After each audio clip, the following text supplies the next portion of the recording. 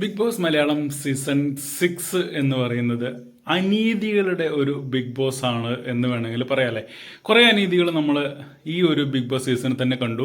ഒരാൾ ചെയ്യുമ്പോൾ അത് തെറ്റും, അതേ കുറ്റം തന്നെ വേറൊരാൾ ചെയ്യുമ്പോൾ അത് തെറ്റല്ലാതായി മാറുന്നത് നമ്മൾ കണ്ടു.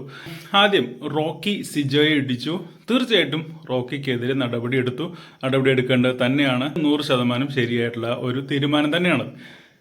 പിന്നെ അതിനുശേഷം ജാസ്മിൻ ജിൻഡോയെ തല്ലുന്നത് കണ്ടു. നമ്മളെല്ലാവരും നേരിട്ട് കണ്ടൊരു കാര്യമാണത്. പക്ഷെ അത് കശപിശയ്ക്കുണ്ടായ അതിനിടയിലുണ്ടായ ഒരു ചുമ്മാ തമാശ രീതിയിൽ എന്നുള്ള രീതിയിൽ അതങ്ങ് ഒഴിവാക്കി വിട്ടു. അതും നമ്മൾ കണ്ടു. നമ്മളെ കാണിക്കാത്ത ഒരു വിഷ്വല് നമ്മൾ ആരും കണ്ടിട്ടില്ല എന്താണ് സംഭവിച്ചതെന്നുള്ളത്. ഇന്നലെ അപ്സരയുടെ വാക്കിലൂടെയാണ് നമ്മളത് കേട്ടത്.